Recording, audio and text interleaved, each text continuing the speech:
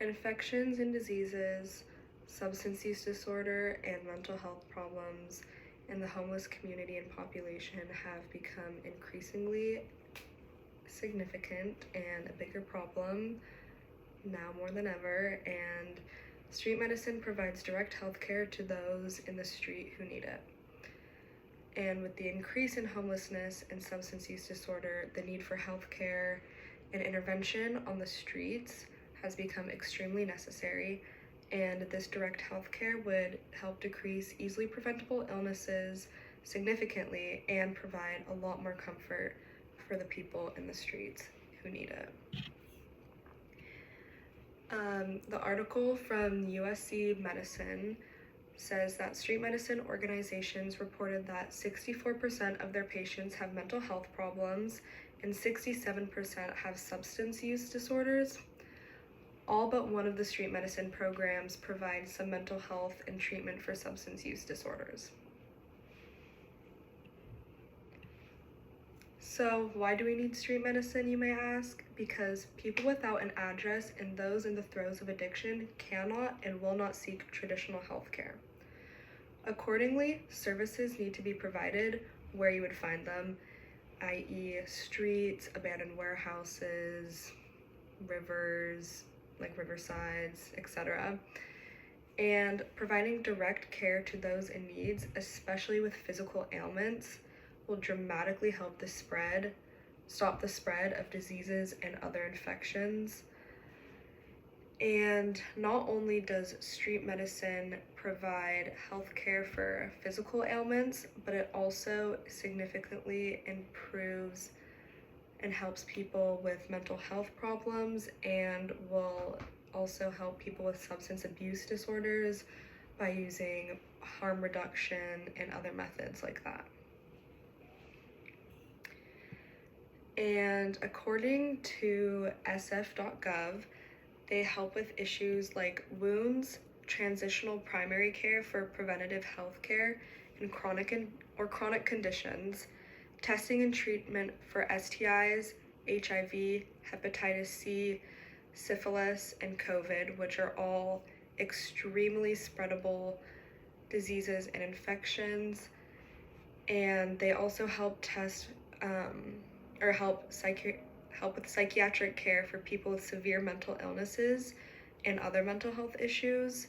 And they also provide overdose follow-up and linkage to harm reduction services.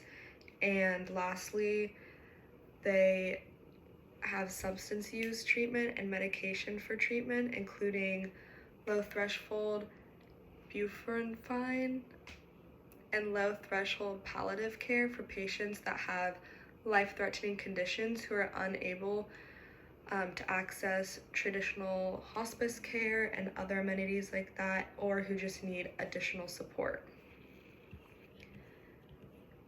Now that it's been established why street medicine is important and the type of care that they can provide people, let's get into why it's beneficial to others that's not just the homeless. So street medicine is key in helping the homeless and bringing them more comfort, obviously. And according to the National Library of Medicine, the benefits of street medicine are recognized not just in the homeless community, but in the medical community, and its capability to deliver medical care to several patients who may not have access otherwise to health care. There is a need to provide a comprehensive framework that establishes guidelines to address street medicine at the national and international levels, while allowing institutions to incorporate policies that meet the healthcare needs of their communities. Street medicine must not be practiced in a way that would diminish patient-centered care or the quality of being provided to patients.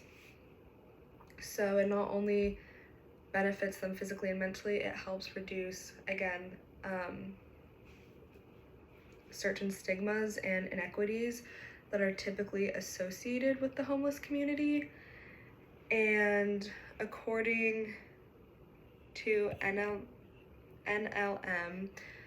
advocates of street medicine argue that it reduces health inequities and stigma among excluded populations.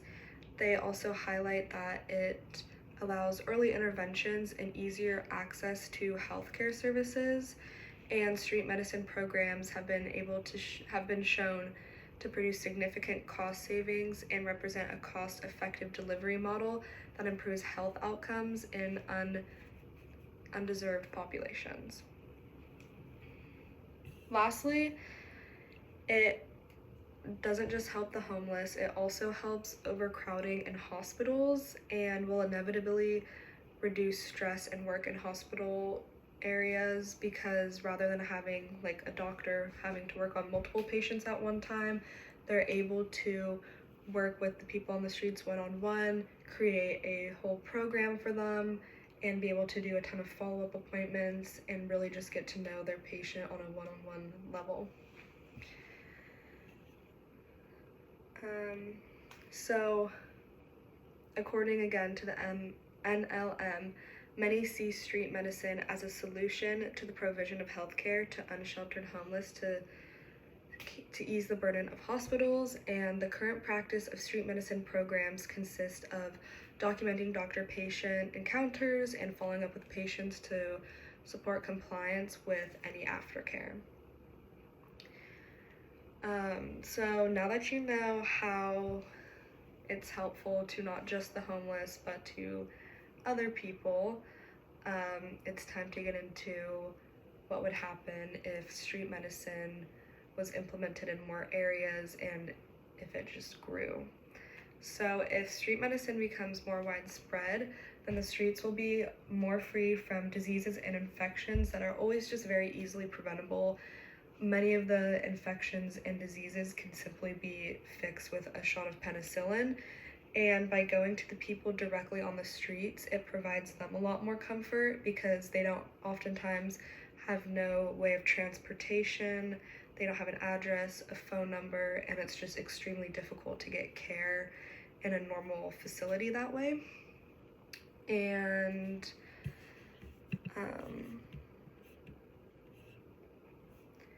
if we don't start helping the homeless, then again, diseases and infections will be spread. You'll have to, especially in Santa Cruz, there's a lot of homeless people. You'll have to watch them on the streets suffer and go through things that nobody should ever go through, especially if it's easily preventable. And the homeless population is increasing significantly, and it's no joke. We need to help them. We need to stop just watching them downtown picking at scabs and just struggling with no one to help, because they are human. And we can easily all contribute by donating to these types of organizations that help provide street care and street medicine to people, and by volunteering yourself or even just spreading the word.